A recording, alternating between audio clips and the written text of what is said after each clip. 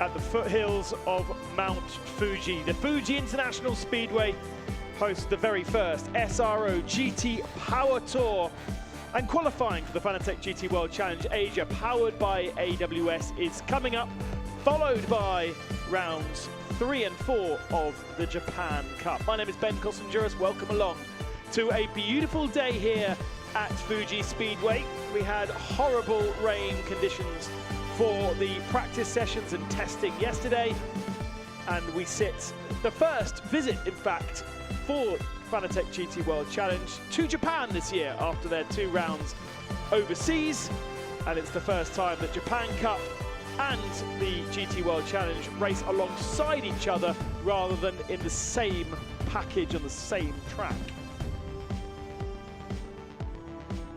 We're in the heartland of the championship with Suzuka coming up in just a couple of weeks' time. And here is a look at the newish circuit, Fuji Speedway, with that 1 mile or 1.4 kilometer start finishing straight that always is a great slipstreamer. It's a fiddly circuit at the second sector of the lap, but very, very fast in the first.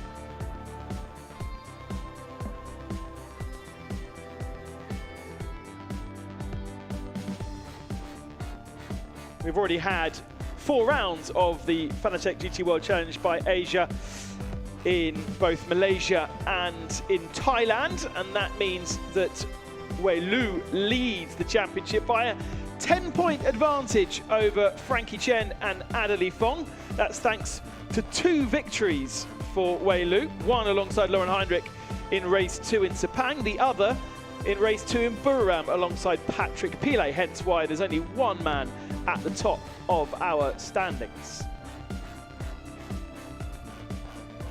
And it's this weekend we have Patrick Pillay alongside Wei Lu, as he was in Buriram last time out. And the Origin Motorsport Porsche looking absolutely spectacular.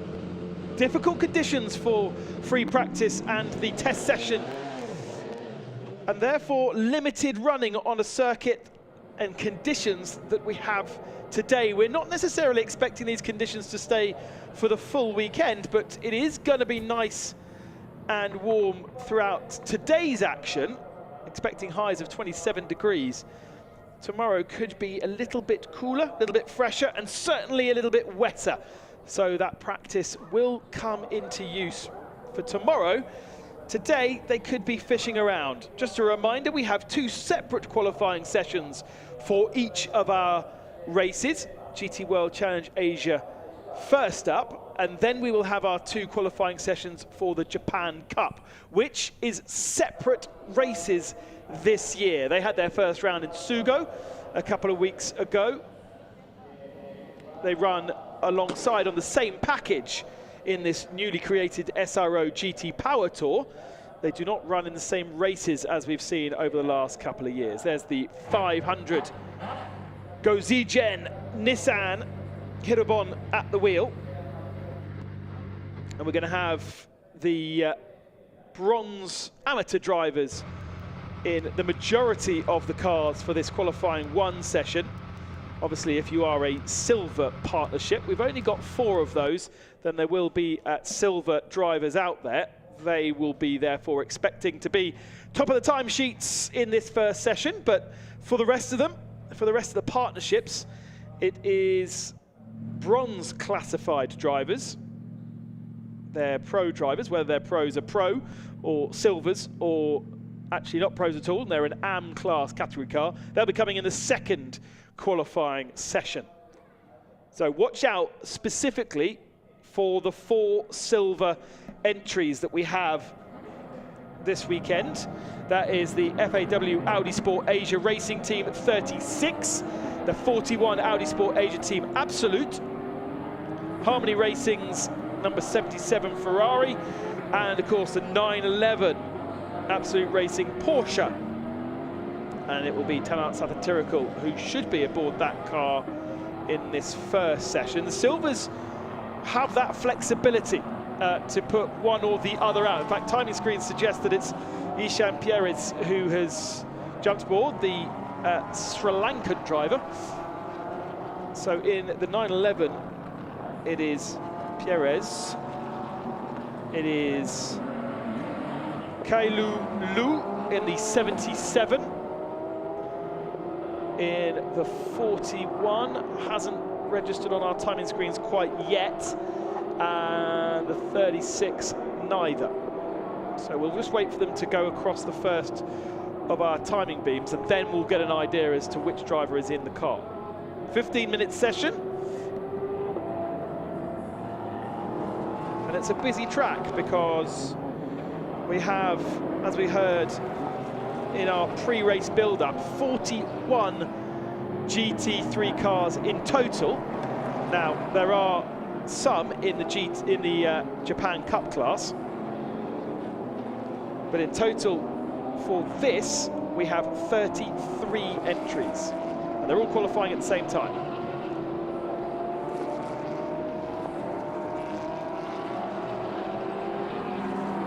Will be the 500, which will kick us off with the first fast lap. He's going to maybe encounter a little bit of traffic coming down this 1 mile straight. A few of the cars further back diving into the pits. They get their tyres up to pressure and temperature. They'll then go into the pits and check those pressures to make sure they're running correctly. A strategy that we see many teams adopt, especially Porsche.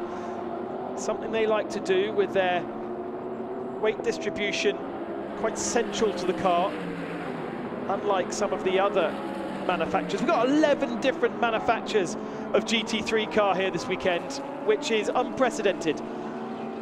SRO GT categories, always very diverse, but never seen in any championship 11 at the same time.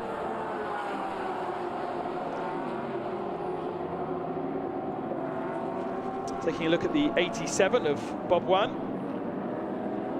in the Silver Am. We've also got 5 in the China Cup, of which Bob and his teammate Leo Hongli are one of. In the Silver Am Cup, there's 2 silvers, 1 Silver Am, and 2 Ams in that in the China Cup class. Reminder that there is no Japan Cup in the Fanatec GT World Challenge Asia, because they are now a separate race entirely, and 16 cars on the entry list for that is larger than we saw last time out in Sugo. Still waiting for representative lap times to be shown from our drivers. Hidebon was the first car out of the pits, but the 500 Nissan has now gone back into pit lane, so did 2 laps to get those tyres up to temperature before diving in and checking the pressures.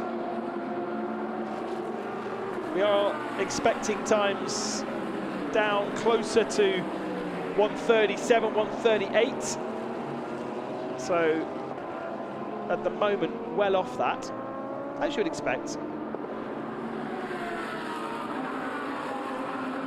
Lu Wei now, we can follow our championship leader. As I said, race 2 in Sepang, took victory with Lauren Heinrich, and then it was Patrick Pilet that he took victory alongside at Buriram. That leaves him at the top of our championship. A little bit of success ballast to contend with as well. And Patrick Pilet, the Frenchman, alongside him for this weekend.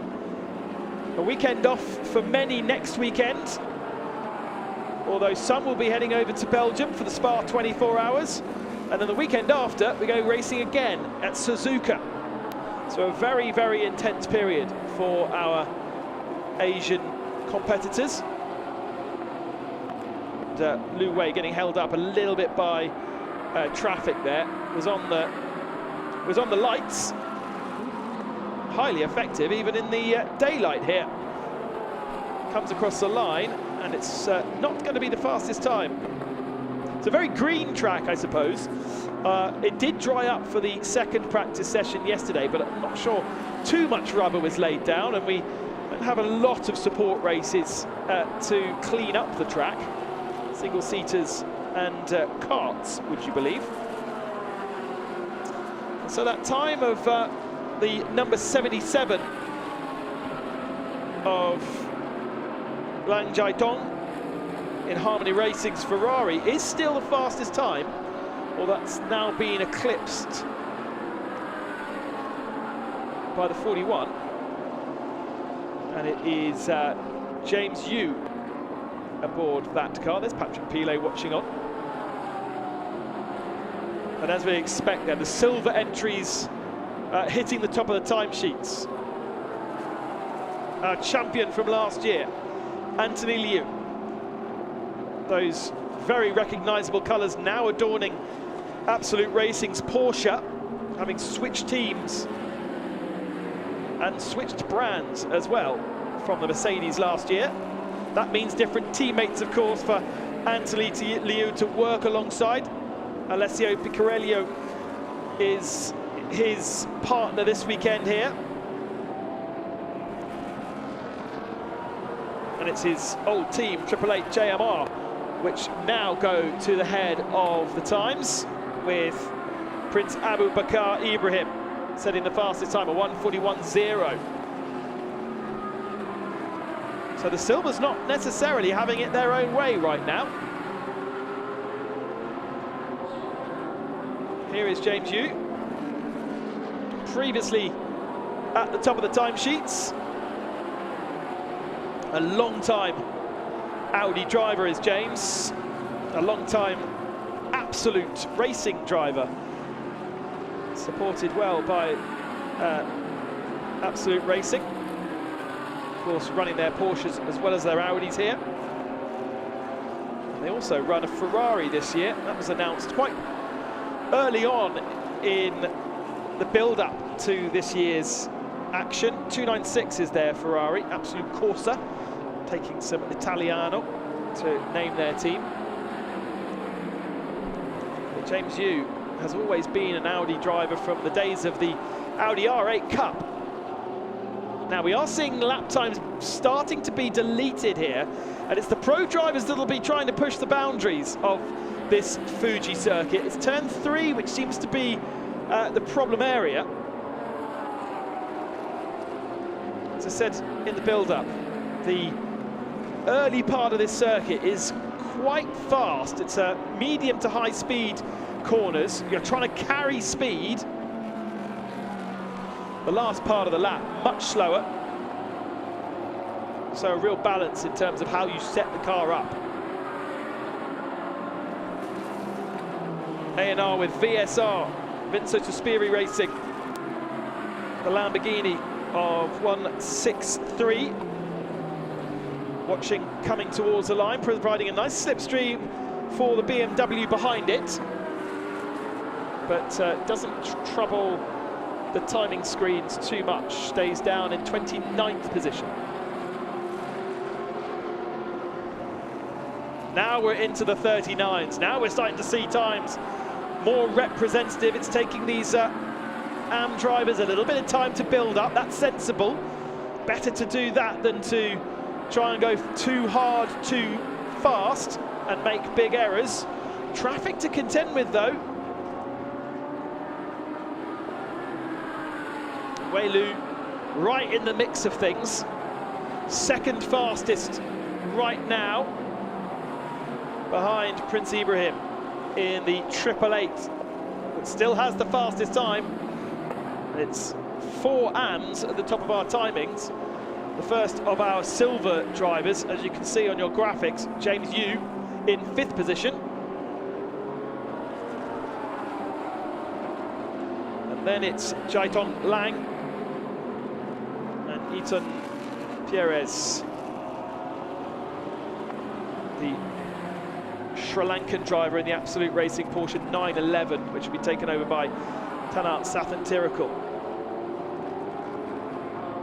That Ferrari I was talking about in 7th position. Best of the AM cars number 51, the AMAC all-Aussie pairing of Andrew McPherson, and it's Ben Porter aboard that car at the moment.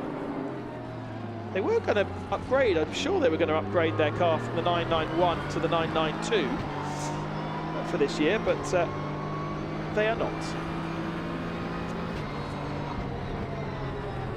Gozi Jen on board the Nissan GTR Nismo. Hirabon aboard, driving the car at the moment. First car out the pits, then came back into the pits, so is still getting back up to speed again. 16th position right now, but the first split was better than he's managed previously. Is that traffic ahead? He's a little bit faster, he's a lot deeper into the brakes. And now you can see just how much tighter it gets on the second part of the lap. Going around the outside, that was the 44 of Volgas. And that's just put him offline round the outside of the penultimate corners. Now he's back where he needs to be. It's going to be an improvement of about 0.3 of a second unless he got caught, he lost even more time from that back marker. Hooks up the right-hand curb to run onto this 1 mile straight. When the circuit was originally built, it was a lot longer than 1 mile, but it's still one of the longest straights in world motorsport. And the start-finishing line comes quite far down. In fact, the finishing line is a bit earlier than the start line, but 12th position for Hirabon. And a good chance to see the circuit. He's now got that Volgas 44 behind him. And presumably, that 44 car will now want to get past to have an opportunity to set a good time.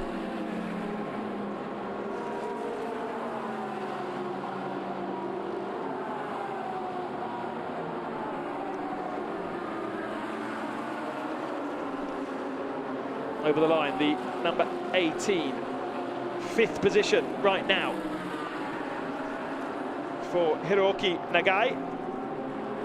His partner for this weekend, Fujinami, who was 4th in the points 2 years ago. That's one of the few changes in the lineups that we've got across our entry list. Not too many.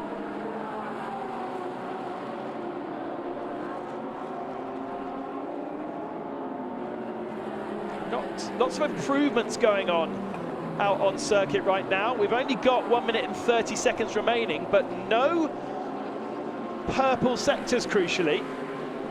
And this looks as though Absolute Racing's, sorry, Triple Eight's Prince Abubakar may have himself a pole position here by 2.5 tenths over our championship leader.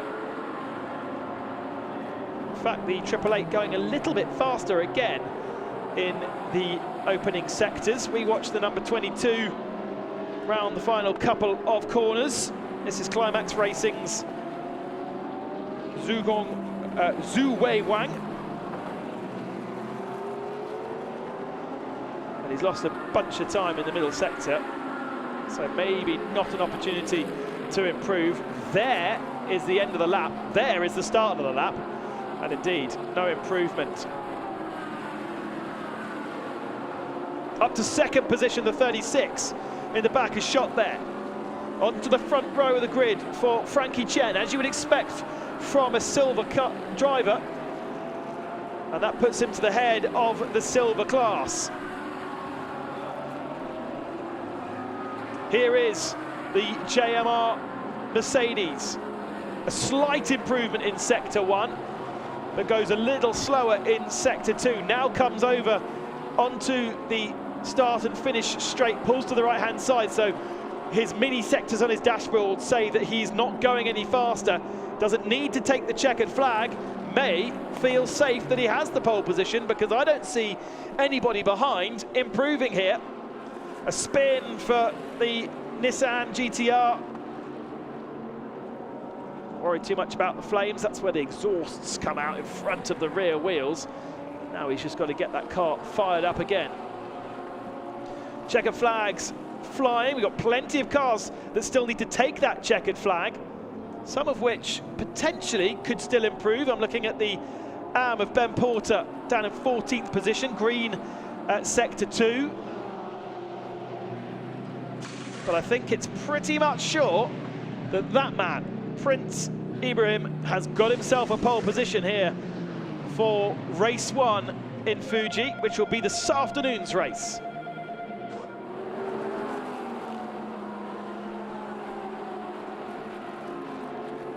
Not a lot of improvements in these final attempts.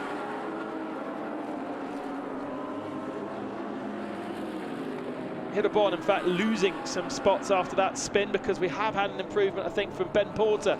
Got himself up to 15th.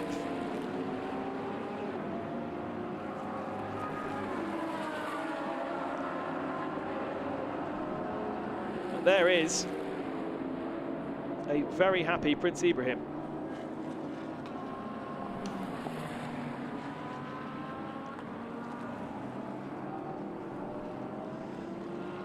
Of course,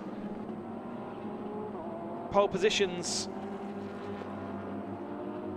he is not a stranger to, but so far this year pole position has gone the way of Audi Sport Absolute Racing. Actually, that car did take pole position in race 2 in Buriram, but that was in the hands of Luke Stoltz rather than Prince Abu Bakr.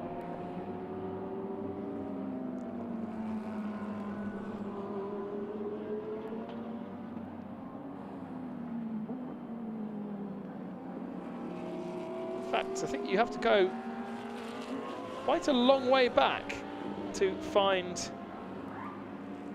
the last time Abu Bakr got pole position. Yeah, it was Buriram last year. So, he'll be feeling good. And here with the pole sitter, Prince Abu Bakr Ibrahim. Super time, super pole. Congratulations. How do you feel? Thank you. Was very happy. It was a good lap. Car felt good throughout the weekend, so I think we're on a good spot for the race. I see you have a new haircut, so new feeling here because, you know, last time in Chan, it wasn't a bit unfortunate for you in Chan, you know. So what are you looking forward to this weekend? Well, hopefully we can be in the top 5. That will be good for our team, and yeah, we'll see how the race later is. It already starts this afternoon, so good luck to you. Thank you. Thank you. Pretty mellow, considering as an AM driver, he has put the car on pole position ahead of some of our silver competitors. Plenty of silver drivers in that first qualifying session. As I said, the last time he took pole position was Buriram back in 2023, race 1. So, pole for Bakr, Prince Abu Bakr, with Frankie Cheng, the best of the silver runners. Bob Wan in 4th position, best of the Pro-Am competitors. And then it was the 51 of Will Porter in 14th position, best of the AM competitors. A real mix of different categories of car. Silver Am, I should say, for Bob Wan. Pro-Am, of course, for Prince Ibrahim, and silver for Frankie Chen. Surprising to see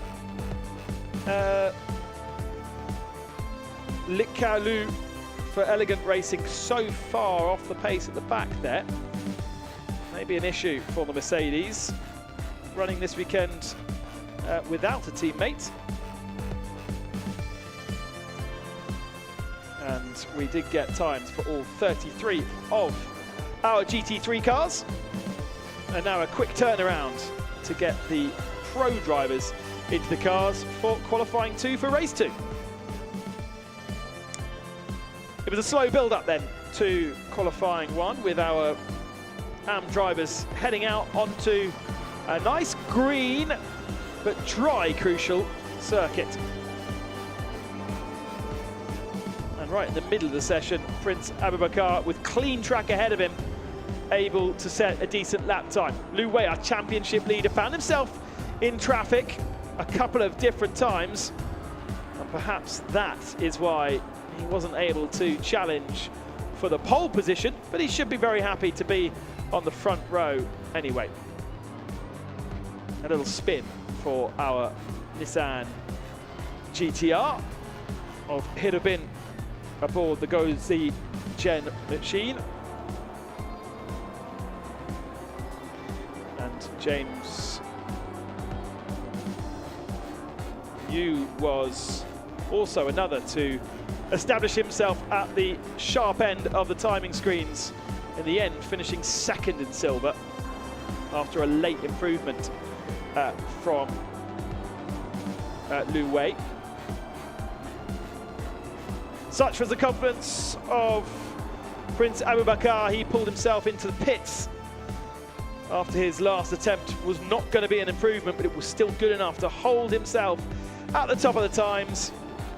And it is 888 JMR of Prince Abubakar Ibrahim, who will take the front row and lead us away this afternoon for race 1 of the Fanatec GT World Challenge Asia.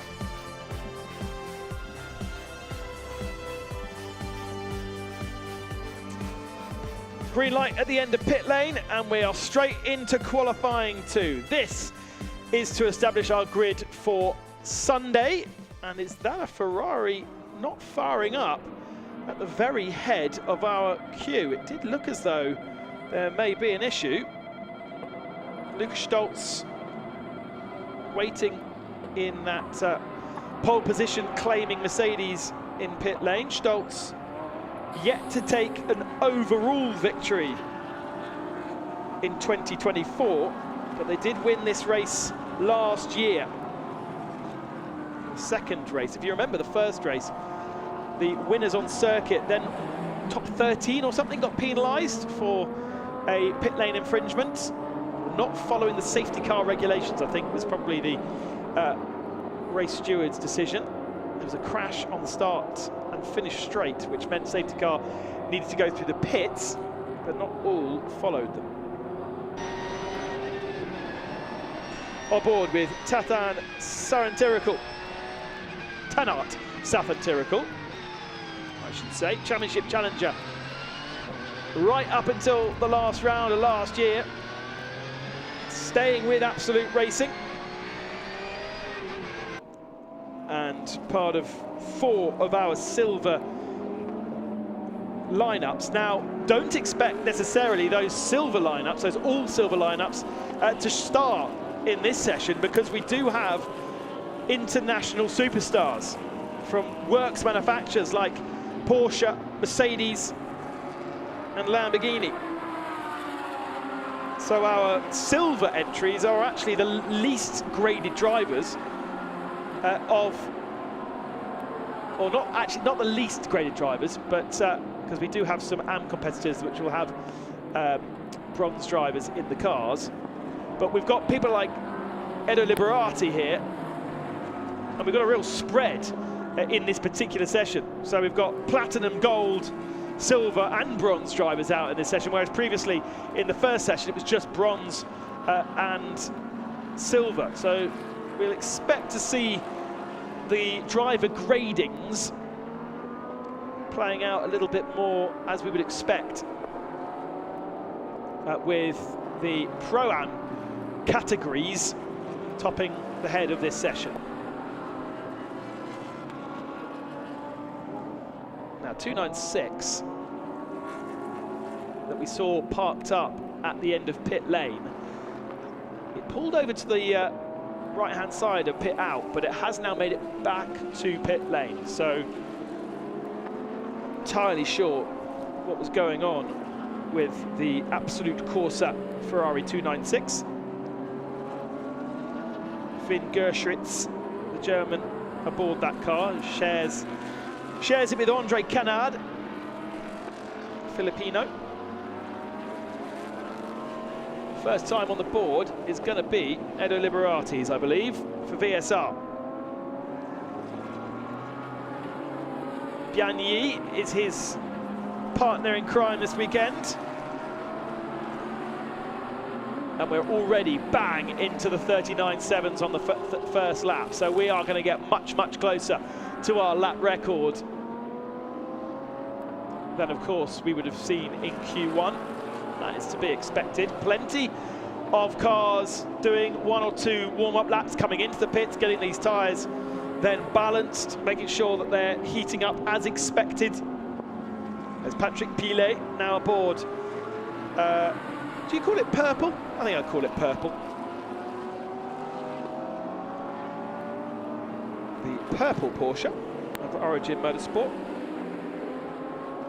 It will be on the front row for the first race, our Saturday race. Can it get a pole position for race 2? Liberati is the pace setter in that Lamborghini that we saw just a few moments ago. It's great to have VSR, internationally renowned Lamborghini team, racing here in Asia.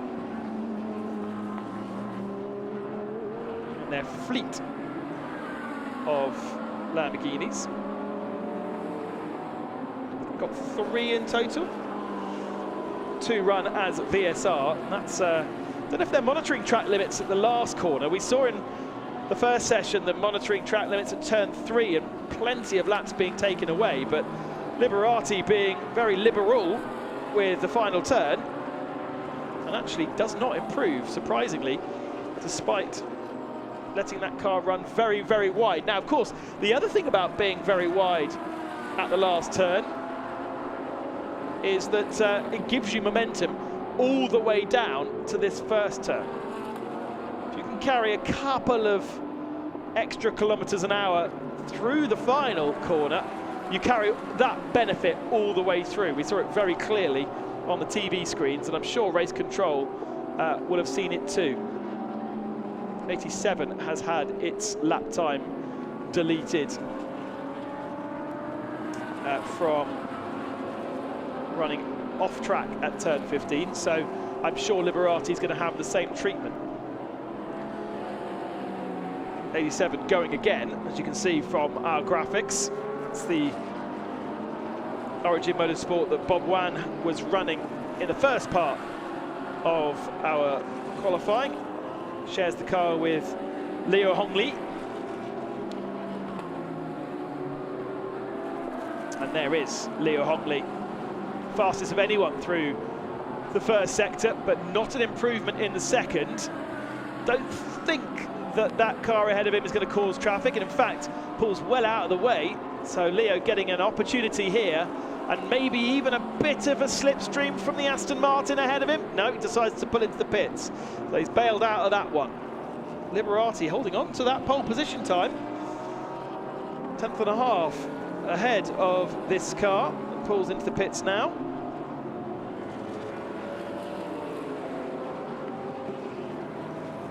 And for a moment we've got plenty of green sectors but few purple. Fastest in Pro-Am, Edo Liberati. Silver-Am, Leo Hongli. Silver is the 77 car of Kailu Lu. And then Am is 75, so that is the Garage 75 car of Christian Colombo, the Italian.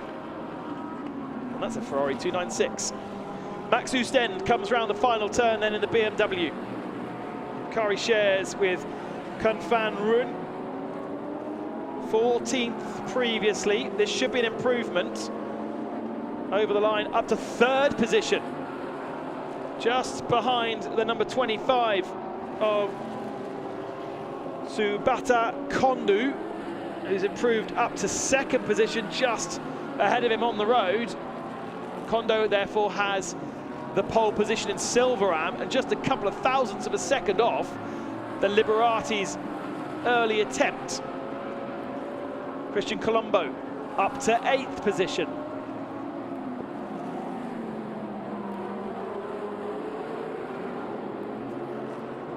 No sign of Andrew McPherson in the 51 Porsche that for so much of Q1 was on the pole position in Am. I think he's 5th or 6th spot at the moment. Fujinami, a race winner in 22, but not here. Races in Sugo and Okayama were those places where he won in 2022.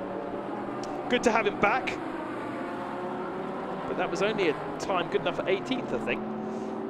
Now, pole position has changed hands. Jackson Evans, fastest in the number 13 Phantom Global Racing Porsche. Sorry, Joel Eriksson, that is. Hang on a second. Timing screen says it's Jackson Evans. Entry list says it's Joel Eriksson.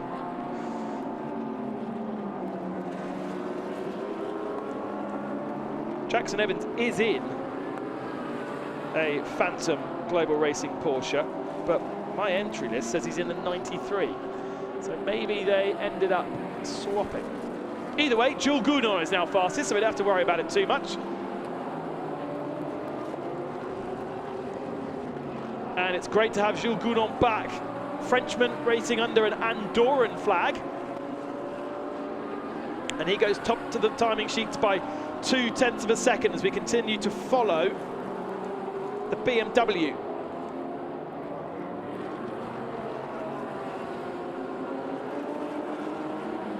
Gounon for Climax Racing. Zhongwei Wang was very fast actually in that car, wasn't he? And now another change with another Mercedes to the top of the timing, and that is Craft Bamboo's Mercedes. There it is. Jaden Ojeda takes the provisional pole ahead of Jules Gounon, and that is a really, really impressive effort from the Australian. Gounon's on a better lap time though, and as long as he hasn't got too much traffic, it looks like Jackson Evans may have ended up in traffic because his last sector slower. He was on for an improved lap time. We now follow him, see if he can have another go, but it didn't look like he was fast through turn 1, and Lucas Stoltz now has pole position. Stoltz in the 888. Gounon's going faster again. You can see that in the bottom timing. Gounon could snatch this pole position back from Stoltz. Somewhere in the heat haze, Gounon comes over the line and gets pole position by a couple of, well, 1.5 of a second. Alessandro Picciarello up to 3rd position. Purple sectors everywhere now. Jackson Evans, we were following, is doing better again. That middle sector, an improvement for him. First sector, fastest of anyone. Our Q2 session building to a climax here in Fuji with 3 minutes remaining. And there's 4 or 5 cars out there that are happily challenging for pole. Evans, nice and neat through the final turn. A Mercedes just ahead of him. Is there a slipstream? Probably not. Over the line. And it's not an improvement from Evans. He stays in 5th position.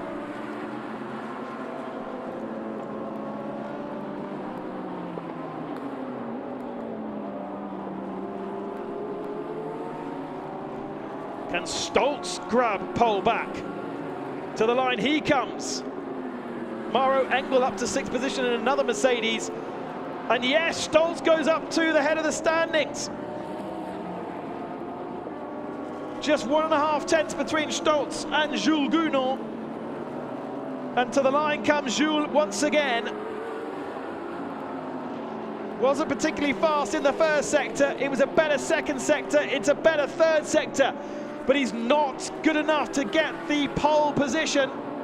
Missing out by just under 1/10 of a second.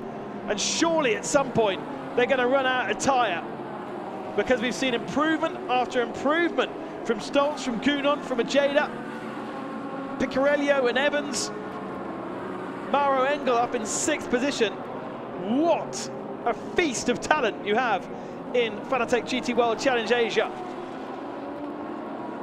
Napelli in second. All of these Pro-Am lineups now really starring. Best of the Silverams is Nemoto in the A&R with VSR Lamborghini.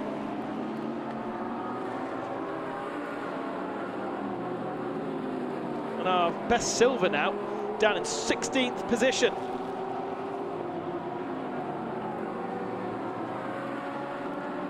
More changes, Napelli up to third. It's not going to be a better lap time from Lukas Stoltz this time. He might be even pulling into the pits. Yes, he is.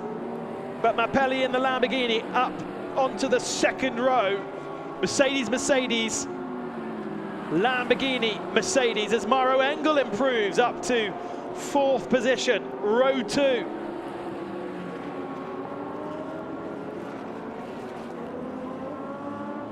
Still have lap times being deleted.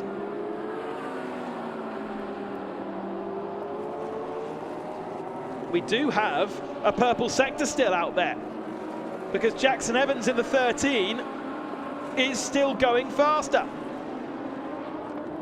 Here he is. Middle sector, not good though. It's that first sector he was able to improve. It's only a 24-second sector, so difficult to really gauge. Yeah, 6/10 down in the middle sector. And the checkered flag is out. One last chance for a bit of improvement, but I'm not sure he's really going to be capable of improving his starting position. He's going to give it a shot anyway, comes out the final turn, straightens the wheel towards the checkered flag. Aston Martin ahead, not quite close enough to provide a slipstream, but Jackson Evans to the line. 7th, improves to 7th, no improvement. Will line up therefore on row 4, ahead of Edo Liberati. And as we look down the timing screens, not too many people still improving. Maybe a improvement from Akish Nandi in the number 41 Audi. She's down in 24th position right now.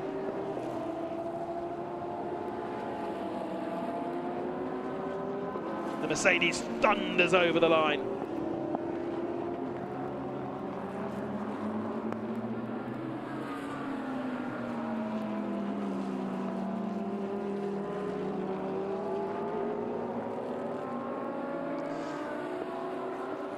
There is Edo Liberati, an early pace setter, knocked down to 8th position by the end.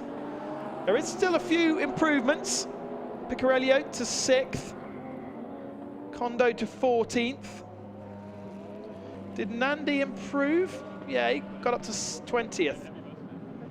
But it's a double pole position for JMR, for 888, for Prince Abu Bakar and Lukas Stoltz. They haven't yet won a race in 2024, but I tell you what, they have absolutely put themselves in a very similar position to last year here at Fuji. And they'll be looking to try and do the same as they did last year. Memory serves, they were on the road race winners in the first race before penalties relegated them. But it's really is a testament to the support that our works teams give Fanatec GT World Challenge Asia to see the Mercedes, Lamborghinis and Porsches right up there, thanks to their internationally renowned works drivers. Stoltz, Gounod, Napelli, Engel, Ojeda, Picarello, Evans. That really reads like an entry list in Europe. Right, let's go back down to Amy, who has Lukas Stoltz. With the pole sitter, Lukas Stoltz from race 2, you'll second row. I mean, like 2 times in a row. Last time in Chang, you also had a pole position. How do you feel? Congratulations. Yeah, really good. Boo was already P1 in Q1, so awesome job from him. We saw already on Thursday that the car is in really good shape from the 888 guys, and yeah, just really, really happy and proud that we have a double pole position for this round. May I call you King of Fuji Speedway? You won it last season as well. What are you looking forward to this weekend? Yeah, last year it was a little bit of luck, so we tried to win it this year in a good way, and yeah, we aim for definitely a victory today. I wish you a great weekend ahead and good luck. Thank you. Thank you. King of Fuji Speedway. Mount Fuji just starting to gather clouds. 3,700 meters high is Mount Fuji. If you fancy climbing it, plenty do. Lukas Stoltz is our pole position man by just under a tenth of a second over Jules Gounon, Maro Engel and Ojeda on row 2, Picarello and Evans row 3, Mapelli and Nemoto on row 4, and Nemoto the first of our Silver Ram competitors. Got to go down to 16th position to find the best of our silvers, the number 77. And in AM, 23rd position is where you find the best of our AMs, Italian Christian Colombo. In the Garage 75 Ferrari. As expected, a slightly larger field spread in this session than in the previous session. Maybe some issues for AMAC Motorsport and the Porsche with Andrew McPherson 33rd, over a second off his nearest competitor. Oh, it's always entertaining when the pros get out in qualifying, and Q2, absolute stunner with works drivers from Mercedes, Lamborghini and Porsche duking it out here in Fuji for their Asian teams and Asian partners. Championship leader Wei Lu handing his car over to Patrick Pilet, but really Pilet did not feature in our qualifying session too much. Somehow Edo Liberati was able to hold on to this lap time despite running very, very wide at the final turn. He did actually lose time in that last sector, so potentially that's why it wasn't taken away from him. It held on to pole position for quite a long time until we started to see those that are pitted and repressured their tyres getting back up to speed. Jackson Evans in the 13 found himself on the pole position, but then the swathe of Mercedes began. Lukas Stoltz in a car that had already taken pole position in Q1, getting itself up into provisional pole. Jackson Evans went again, but there was traffic in the middle sector, so it was difficult to improve. Jules Gounon was another to hit to the top of the times, but in the end, that last effort from Jackson, not good enough to overthrow the Mercedes. Lukas Stoltz ahead of Jules Gounon, it was in Q2.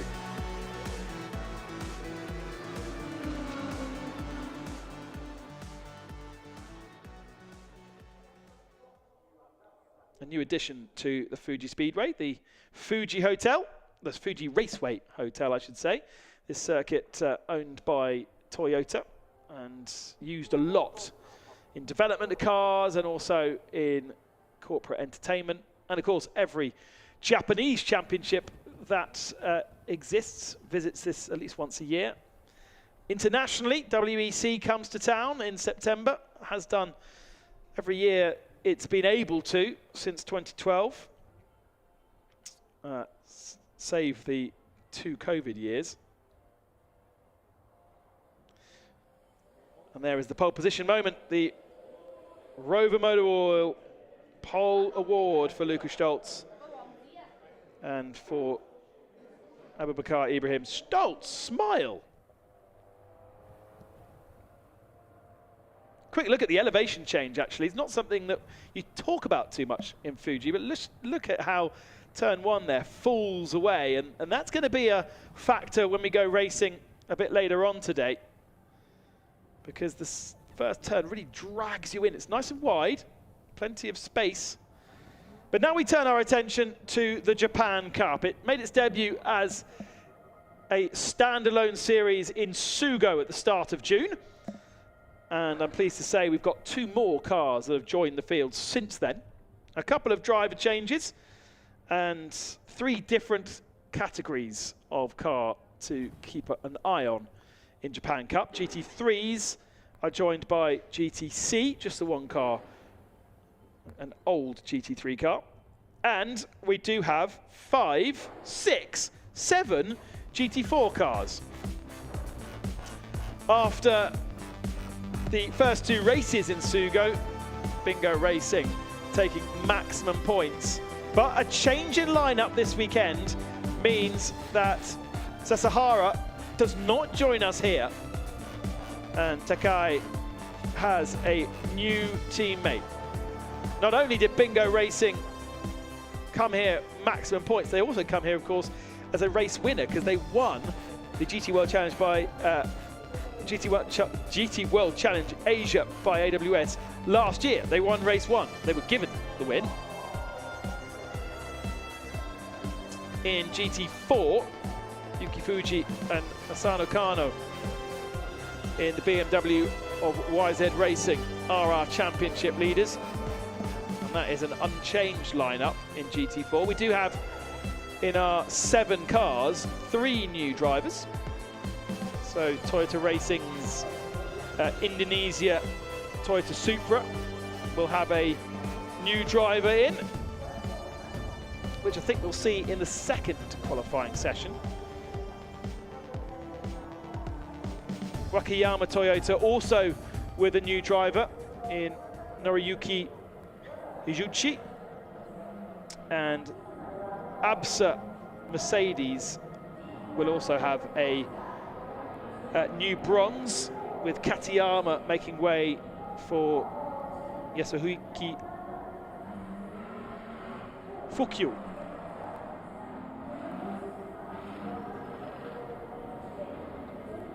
Now, unlike last year, we do have a combined qualifying session, so both GT4s and GT3s and GTC going out together. So traffic, a bit more of an issue. But we've got to consider the GT4 and GT3 classes. We then have to consider, we have Pro-Am in GT3 and Am in GT3. We also have Am in GT4 and Silver Am in GT4. So plenty of different classes to keep an eye on as our run-up Nismo GTR heads out onto circuit. So 16 cars is an improvement over last time out. There is one of our new cars, JBR.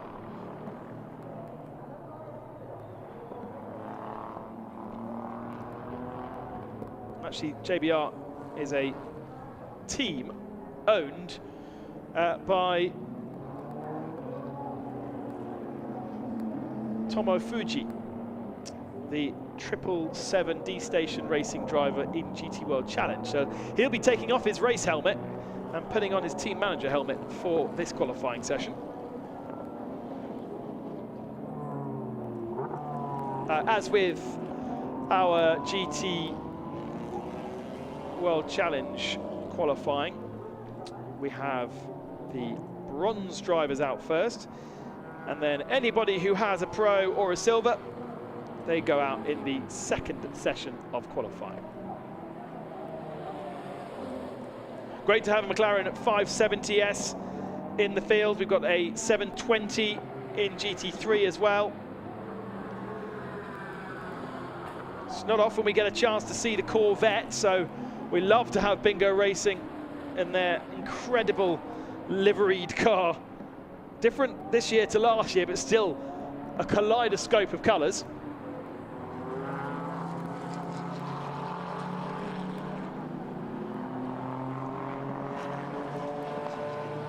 Let me get going and up and running. D-Station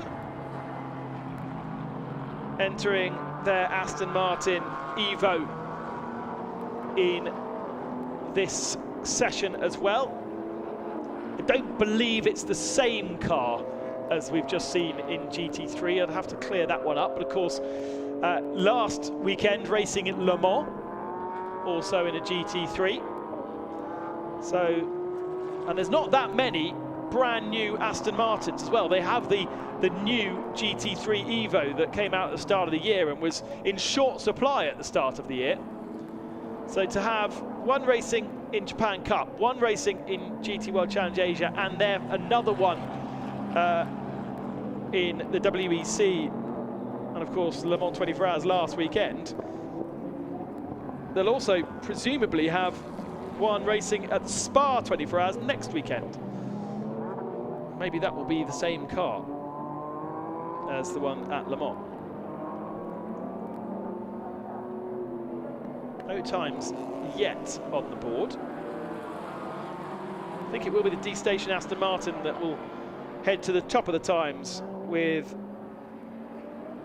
Tatsuya Hoshino driving that car right now.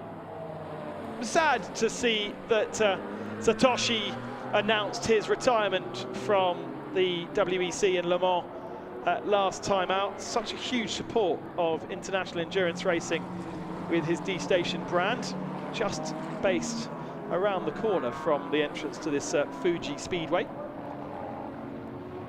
Got a new generation to encourage into the world of motorsport.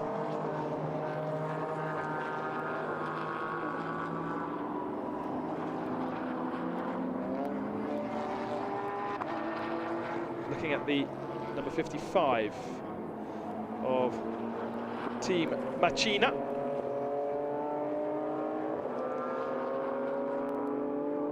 And the owner-driver, Tadao Uematsu, I think, is the only driver in that car. I don't think he's got a teammate, so we're going to see him in both qualifying sessions. There's a few cars in the GT World Challenge that have the same driver, or I should say don't have a teammate, perhaps is the better way of putting it.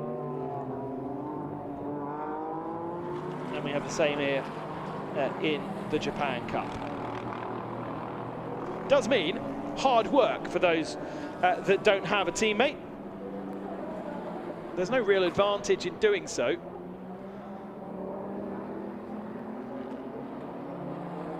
Other than the slight familiarity with car and tyre and circuit, when on that first lap out the pits, a fresh driver will still be finding his feet. Especially if you're a bronze, I suppose.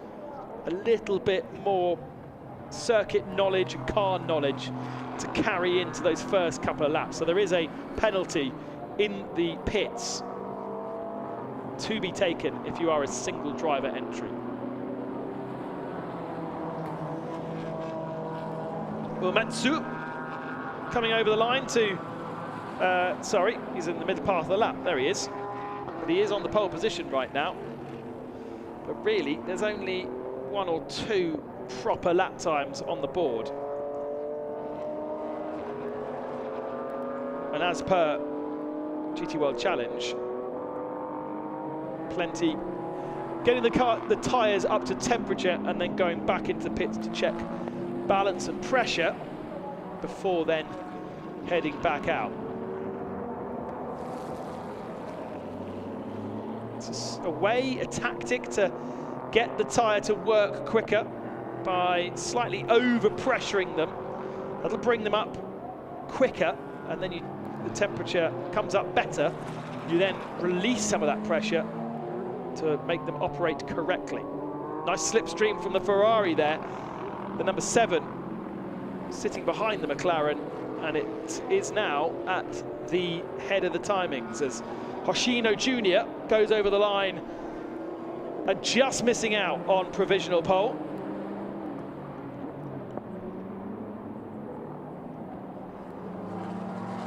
With that D-Station livery on the Aston Martin, doesn't really look particularly much like a different car, does it? Such as the livery kind of hiding some of the developments. It's really the rear end which is a lot different on that Aston Martin to what we previously saw. Great to have Aston Martin suddenly bringing out an Evo putting a lot more support back in to GT3. And with that, we'll see an increase in Aston Martin numbers across the world, I believe, in GT3. Uematsu on another good lap. It's going to be an improvement from the McLaren. I think he's been dropped down to 3rd position. And over the line, he goes only 4th, because just ahead of him was an improvement from the 98 K-Tunes Ferrari. So Yamawaki on the provisional pole for Ferrari for K-Tunes, and it's going to be an all Ferrari front row unless we get an improvement from this man, Uematsu. He goes up to 2nd position, so I was misidentifying that McLaren. He was actually in the middle part of the lap, but he's up to splitting the 2 Ferraris. Hoshino in the Aston Martin has now done the same thing.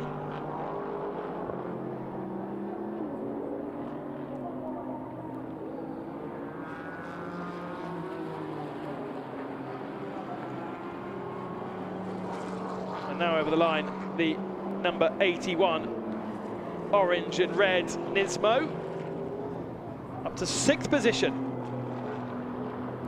Oyagi just off fellow Nissan team, one of the other of our new competitors. Great to welcome Team Daishin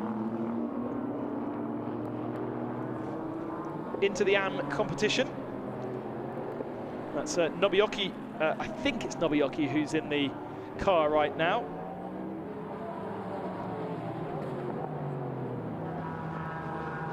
To GT4, and the McLaren that is in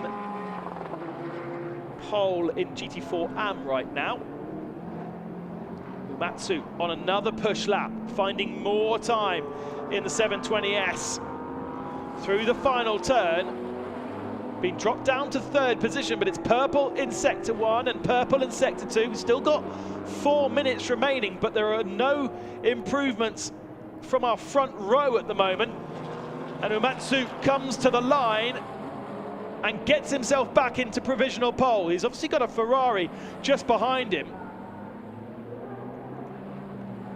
Yamawaki in the middle part of the lap. And Yamawaki could also be an improvement. Drop now down to 4th position, as we've seen improvements from Hoshino and Suzuki. We're also seeing plenty of dropped, deleted lap times. And here is the 98. Yamawaki slow in the middle sector though. Should still be an improvement, because there's a 1.3 second gap now between our top 4. This is the final sector of the lap for Yamawaki. I do find that Ferrari very McLaren looking, with its slightly long tail. The new 296 GT3 made its debut middle of last year. Took its first victory at the Nürburgring 24 Hours, actually, in GT3. And Yamawaki, 3rd position. So only a small improvement, and does not trouble the McLaren and Aston Martin on our front row yet. The other Ferrari 296, all in white. And again, the early sector time, because it's so short, gives you a thought that there's going to be a pole position change. But then once you check in Sector 2, it should be an improvement for the number 7. Oh, he's done a brilliant final sector. He goes provisional pole by 1/10 of a second. What can the throbbing 81 do?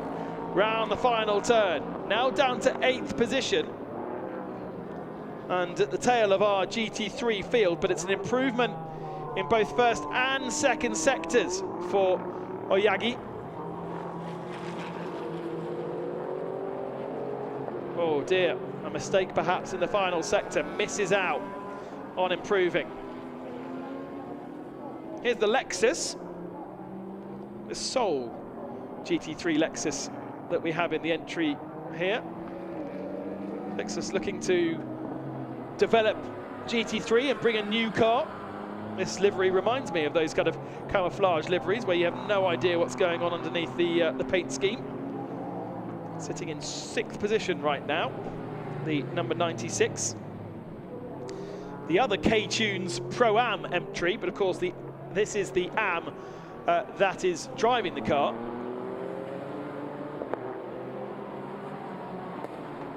And it's going to be K-Tunes that are going to take Pro-Am victory, but will it be this Lexus or will it be the Ferrari 98 car? Because in Sugo, it was the number 9 Bingo Corvette, back a shot there. I was about to say, we haven't heard anything from the Corvette, and boom, there we go, provisional pole position from absolutely nowhere. Motoki Takami, the new driver in that car.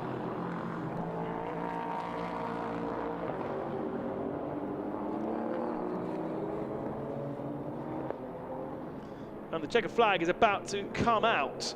And actually, not too many cars able to improve. Should see an improvement here if he's managed to tidy up that final sector to the line, and it is an improvement. That's better, up to 7th position.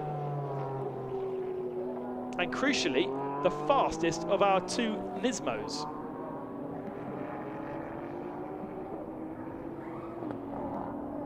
So, bingo.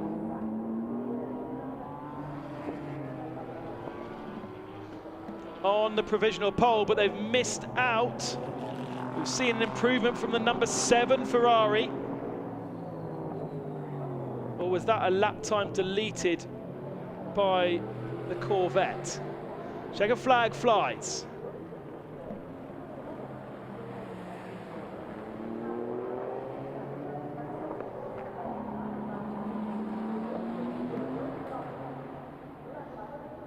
Is that still an improvement from our number 7 Ferrari, as we've got Yamawaki now on the provisional pole?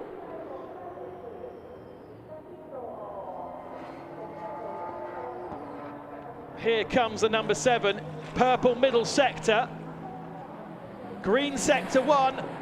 Oh, he misses out on the pole position by the tiniest of margins, 0.003 of a second. Yamawaki gets the pole in the 98. Tsuyuki in the 7, 0.003 off, and then Motoki in the Corvette, 0.009 of a second off. Less than 1/10 of a second separating our top 3. That is absolutely remarkable. And there will be no improvements. The early part of the session where we saw Matsuka star in that McLaren, he ends up in 4th, and Hoshino in the Aston Martin down in 5th. Matsu half a second off in the end, him and Hoshino. And that for me is going to be the battle for victory. Those top 5 cars, 2 Ferraris, a Corvette, an Aston Martin and a McLaren.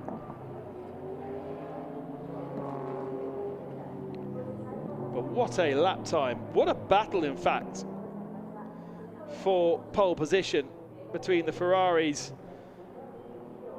Corvette, McLaren. We never really saw Hoshino on pole position pace, did we, in the Aston?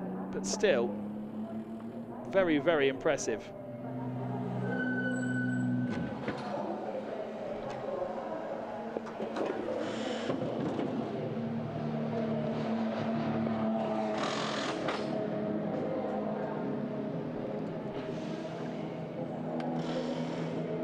Plenty of lap times being deleted throughout the qualifying session, so perhaps that's why it got a little bit confusing at the end with different pole position cars.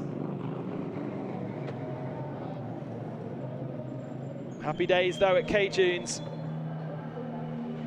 Pole position for Daisaku Kamawaki. a quick shake of hands with Takagi, who is going to jump aboard that car in a few moments' time. It is our Pro-Am on the pole position, but look how close it was between the two Ferraris and also the Corvette of Motoki Takami in third. Uematsu's going to be a challenger as the lone driver in the McLaren in fourth position. In GT4, we can go down and have a look at the two Toyotas. Wakayama Toyota ahead of Toyota Gazoo Racing Indonesia. Manopo just 0.3 of a second off Higuchi. And then Fuji for YZ Racing BMW in third.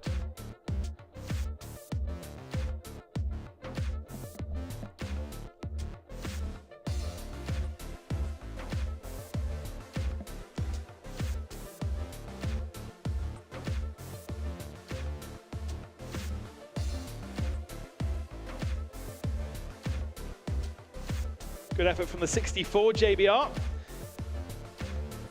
Fastest in AM in that first session in GT4. And right in the mix of things as well with the Pro-Ams, with the Silver Ams that we have in that class. So that bodes well for the first part of race 1 today and the second part of race 2 tomorrow.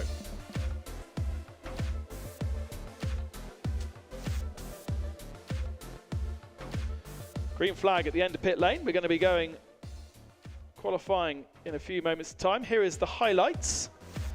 A slow start to our first part of qualifying for the Japan Cup and Q1. Early pace setter was the 55 team Machina McLaren. Tadeo Uematsu will be staying aboard that car for Q2 as well. But the Ferraris then started coming to the fore. K-Tunes Racing 98 of Yamawaki exchanging pole position times with the number 7 Comet Racing Ferrari. Then all of a sudden out of nowhere, Takami in the Bingo Racing Corvette to the top of the timesheets, and right at the end it changed about 3 times.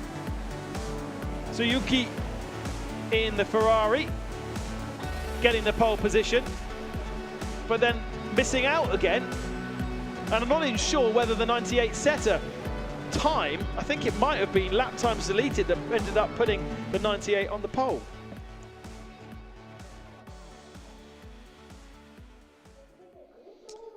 Cars lining up at the end of pit lane, getting ready to go back to qualifying. Q2 coming up for our pros. We've got 2 silver drivers in GT3. Got 5 silver drivers in GT4.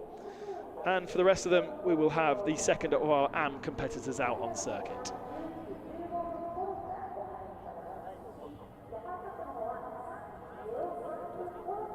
Fast lane is open, and now green light at the end of pit lane.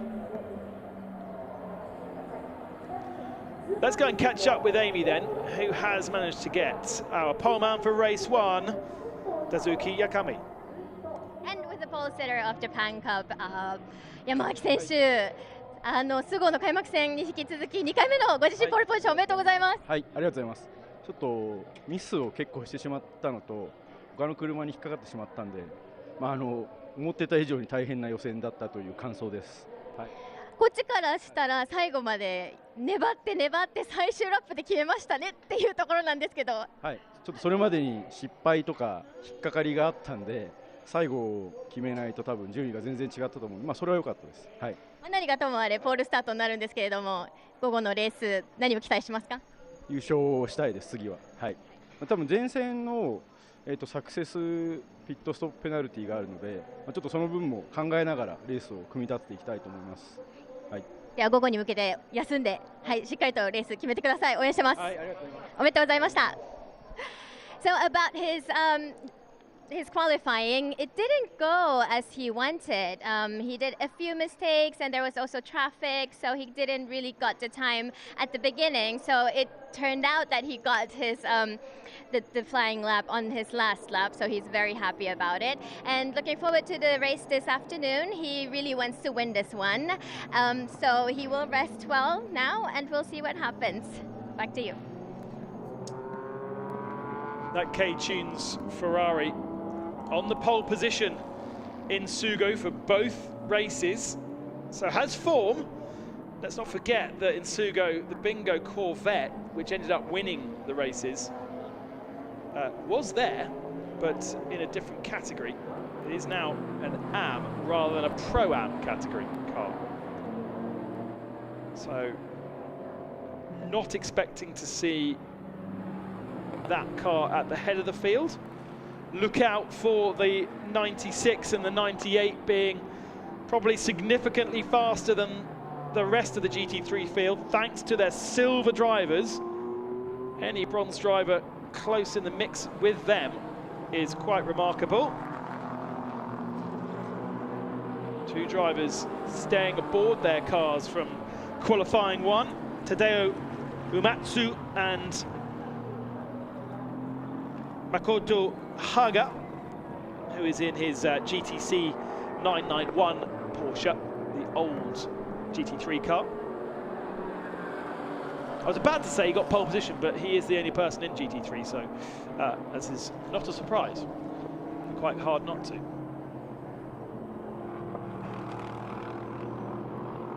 McLaren 720S. Uematsu already up to speed. Already knows the car, knows the tyres, knows the track. Actually, pretty sensible work here from the 81 Oyagi to be kind of following the McLaren. Uematsu has already done that first qualifying session, so these guys can learn quite a lot as to where this circuit is at right now.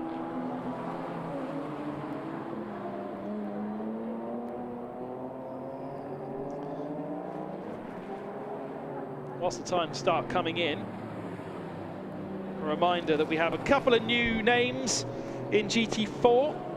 AWS Motorsport now with Yasuhito Fukai replacing Katayama in the Mercedes GT4. We didn't actually see anything of that Mercedes in the first session. Kazuhisa Urabe, Japanese driver in Toyota Gazoo Racing Indonesia's 39 car, replacing Nanaka. Another silver driver for TGR Indonesia. Should be a good battle for pole position in GT4. And much like in the first session, Uematsu setting the pace, the early pace in qualifying. Say, doesn't need to get himself up to speed like everybody else has to, but being followed around by Ryoichiro Oyagi in the Daishin 81 car, and great to have them in the series. And he's actually keeping well with that McLaren. And that McLaren was in pole position pace in Q1. So over the line they go, and it is the Nissan, slightly faster than the McLaren. 41.5 beats a 41.6. Those are the first two kind of representative lap times.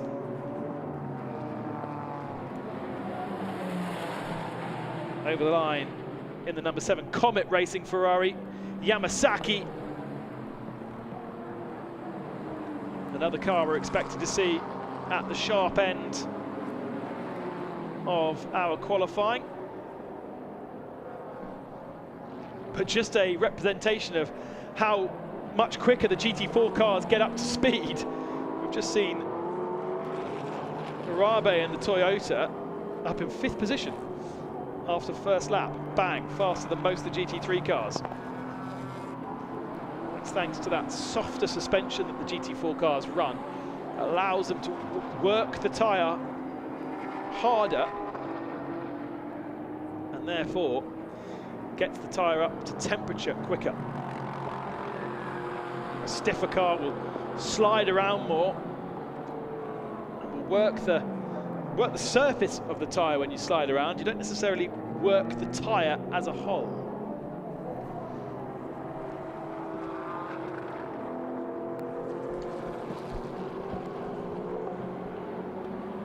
A little bit of GT4 slipstream from the McLaren down the start and finish straight here. And once again, Oyagi absolutely nails to the rear end. Wow, big looping spin for the Comet Ferrari. Gets himself removed off the circuit. Was that going to be an improvement? Yes, it was going to be an improvement from Yamasaki in lap time. Down in 9th position. It shan't be now. And of the two following each other, Uematsu was the faster. The 41 dead is the pole position time now. But as you would expect, with the two being so close, Oyagi was only a couple of thousandths off. Right, here is Comet Racing coming into the final turn. Turns in, all looks good. And just a little bit, probably leaning on the rear tyres, expecting traction control to kick in, and it just didn't. This car's fitted with traction control, with ABS. You can adjust it to your driver preference. Your AM driver probably will have it turned up quite a bit, the traction control especially. The pro drivers will have it much less, and that helps them rotate the car. Same with the ABS. Obviously, if you turn the ABS completely off, the car is not designed to have no ABS, and therefore would be a right handful. But as you lean on the ABS, if you lean on the brakes, you unweight the rear of the car. That allows you to turn the car in. And if you've got ABS kicking in and kind of affecting the smoothness of the braking, it's harder to do that. But obviously, as you progress and experience these cars more and more, you get a feel for what you can do with it. Following Nita in the 96 K-Tunes Lexus. Purple in Sector 1.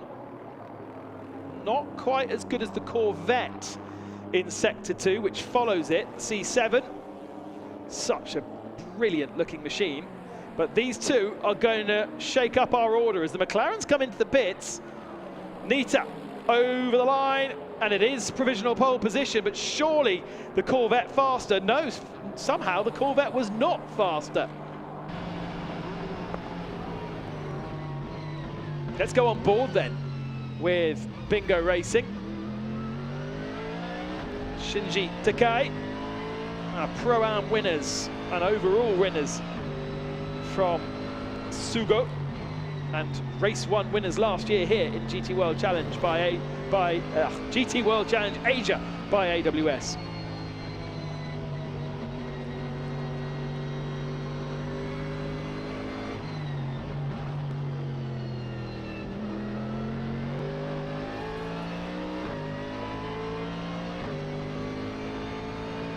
See the driver working at the wheel.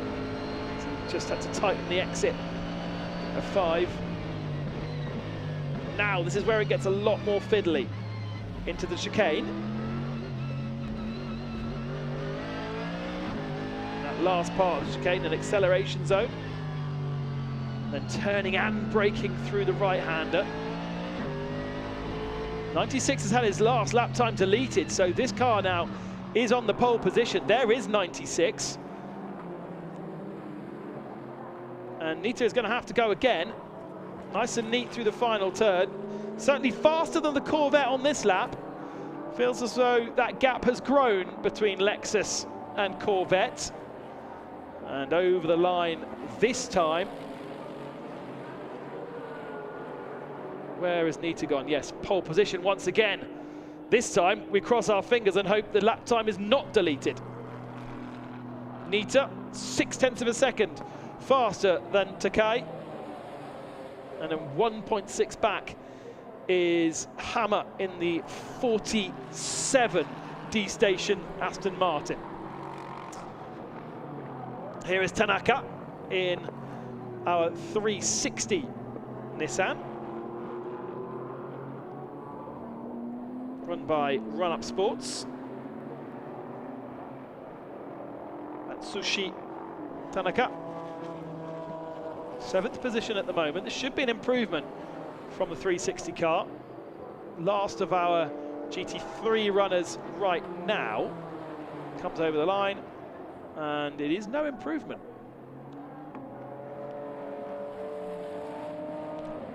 Now, Uematsu and Oyagi both in the pits as Takagi improves up to 2nd position in the K-Tunes Ferrari, that was. No improvement this time from this Lexus by the looks of things. Traffic to contend with. It's his teammate that is making all the improvements right now. Yamasaki in the number 7, down in 7th position, just ahead of our Lexus. And over the line, Nita goes. No improvement.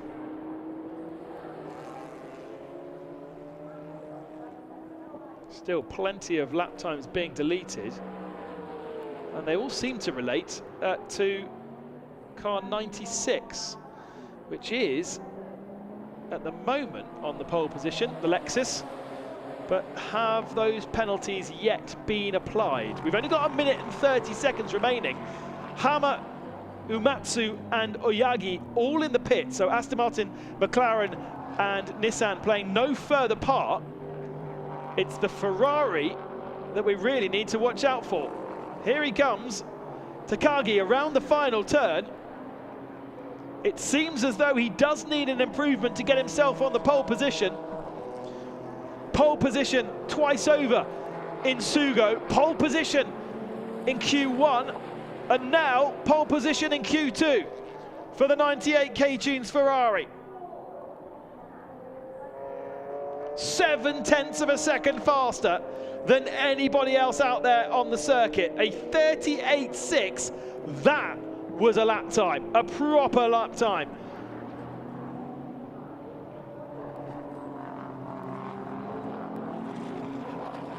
Can this Lexus do anything about it? Morio Nita has had plenty of lap times deleted. And this is not going to be a better lap time. I don't think there's enough in the tyre. And yeah, he's nowhere. That last lap time, nearly 3 seconds off the Ferrari. Corvette over the line. Takai stays in 3rd spot and just gets over the line in time to be able to go for another lap if he wants. There's not too many improvements out there. Toyota number 38, Wakayama, the Wakayama Toyota, again on provisional pole in GT4, ahead of its Toyota Gazoo Racing Indonesian rival. Supra on the front row in GT4, and both in pits. The only improvement, actually there could still be improvements here. Yamasaki in the 7 Ferrari, 7th position only at the moment. That car was fighting for the pole position in the qualifying 1, but he's not gone any faster in the middle sector. Neither has Takai. And so we might see both of those cars bail for pit lane. Number 96 hasn't taken the flag, but also is not pushing, 4.5 seconds back in sector 2. He will be heading to pit lane. And he does. Yamasaki in the number 7 does the same thing. I think we might see the Corvette take the checker flag. 1.1 back. It depends on what his his mini sectors are saying to him. And no, he's over on the right-hand side, so he's heading to pits as well. Big gaps in the end in qualifying 2. Considering the top 3 were so close in qualifying 1 with our bronze drivers.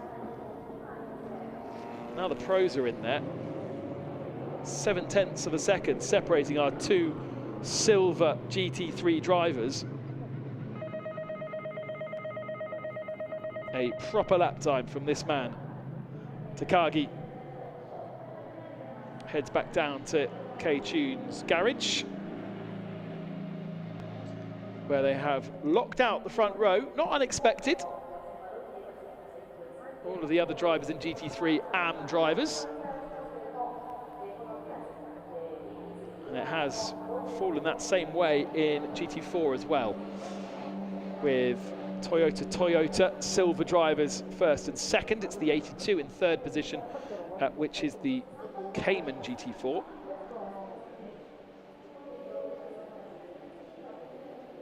And then Kageyama in the K-Tunes Supra in 4th.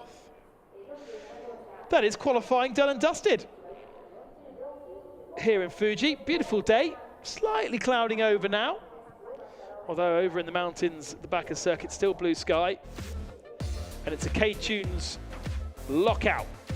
Takagi and Nita. 2 different cars though, the Ferrari ahead of the Lexus, and then our bingo Corvette in 3rd position thanks to Takai, but 1.4 seconds back.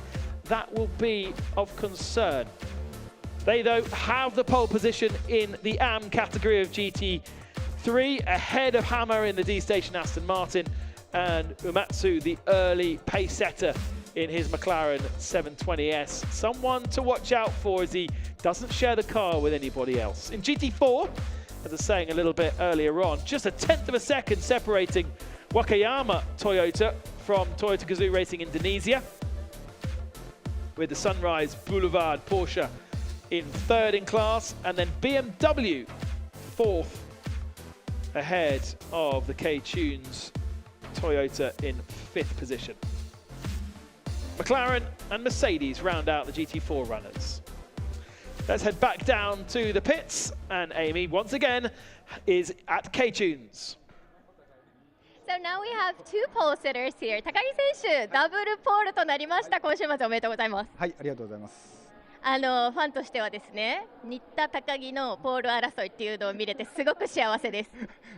先輩はどうだったんですか？2番手です。あ、ちゃんと走ってましたか？はい、サボってなかったですか？1番手と2番手やり合ってました。少しは頑張ってましたね。どんなお気持ちですか？でもやっぱポールスタートは。そうですね。今回はね、アジアの方もいて、そこで、タイムが見れたので、これぐらいのタイムは出さなきゃいけないなっていう、ベンチマークみたいなのがあったので、それを目標にちょっと走ってみました。So actually this weekend, because we have the Fanatec GT World Challenge Asia, he was looking at their pole times and had that time as a target. So it was great for him to have that target so that he can aim towards this pole position. 山脇選手、このね、ダブルポール素晴らしいと思いますけれども、素晴らしいコンビネーション、どんなお腹なのでしょうか？結構長いこと一緒にレースを、長いことでもないんですけど、一緒にレースやらさせていただいてて、非常にいつも頼りにさせていただいてます。嬉しいです。はい。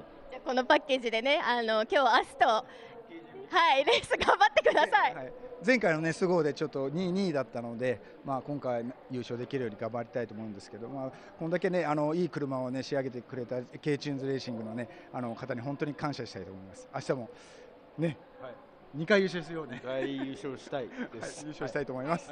頑張ってください。改めてダブルポールおめでとうございました。So they have been racing quite a long time together. So Yamawaki Senshu is also very happy that they have a double pole. And since they didn't land up P1 at Sugo last time, they're aiming for the win this weekend. Back to you.